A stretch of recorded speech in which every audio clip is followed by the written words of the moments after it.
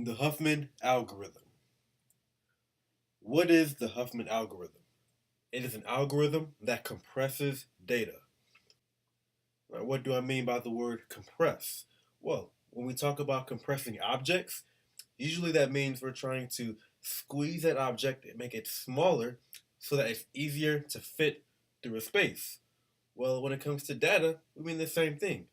When we're compressing data, that means we just want to make that data smaller so that it's easier to transfer that data from one location to another. As you may or may not already know, each character on your keyboard is represented in memory using 8 binary bits. What Huffman aims to do is to represent each character using less number of bits so that the file will be smaller and thus easier to transfer. So let's demonstrate this on Hello World. Suppose we have a file that stores these two words, Hello World. The first step in Huffman is to determine the frequency of each character in the file. So, uppercase H, and yes, Huffman is case sensitive, uppercase H appears once, lowercase e appears once, lowercase l appears 3 times, lowercase o appears twice, uppercase W appears once, lowercase r appears once, lowercase d appears once, and the space character appears once. After we've counted the frequency of each character, the next step is to sort these characters in order from least to greatest by their frequency. Any characters that happen to be tied, for example, uppercase H and lowercase e, they both appear once.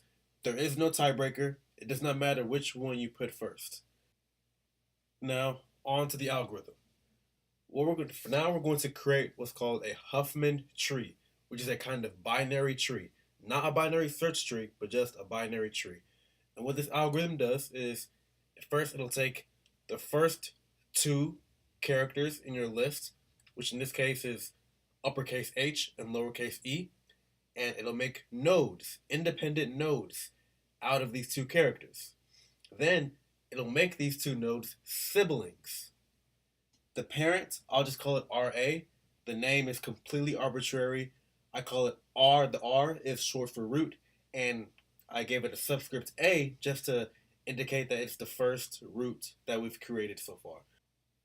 So, once you've created your root, the next step is to insert that new root into the sorted list. Okay. Maintaining order, of course.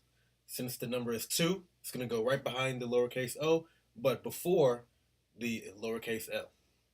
Then we repeat. We get the next two characters, which is capital W and lowercase r. We make independent nodes out of them. Then we make them siblings. This next node, I'll call it RB with the number 2 because 1 plus 1 is 2. Then I'm going to insert RB into my sorted list. Then repeat. Next we got lowercase d and the space character. I make independent nodes out of them. Then I make them siblings. Now we have RC, whose number is 2. I insert that into the list. Then we repeat. Next we got lowercase a and the node RA that we created back in phase 1. Now we're not going to create a new RA node, but we are going to create a node for lowercase o. And then we're going to make the RA node that we created earlier siblings with that lowercase o node. So now we have RD, whose number is 4. I insert that node back into my sorted list. Next, we have RB and RC. Once again, we've already created these nodes before. We're not going to create it a second time. We're just going to make them siblings. So now we have RE. 2 plus 2 is 4. Insert it into the sorted list. Next, we have lowercase l and RD. We're not going to create another RD node, but we are going to create a node for lowercase l, and we're going to make it a sibling to the RD node. Now we have RF, insert it into the list, then repeat. Now we have RE and RF.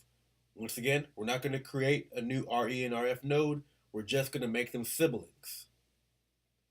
Now we got RG, 7 plus 4 equals 11, insert it into the list. By now, you're probably wondering, when does this algorithm end? Well, it ends when there's only one value left in the list, meaning we're finished, and thus that one value that is remaining will be the root of the tree. So now that we have our Huffman tree, we're now going to use this Huffman tree to determine the code for each individual character in our file. And the way you determine the code for each character is by tracing the path from the root to that character, associating each left edge with 0 and each right edge with 1.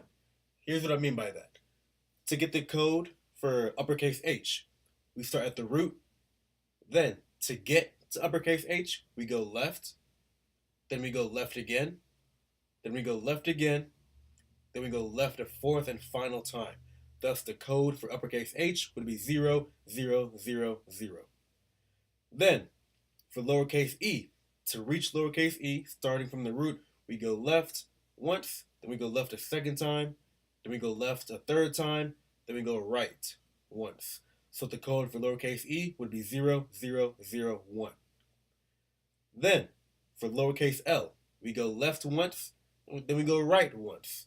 So lowercase l would just be, the code for lowercase l would just be 0, 1.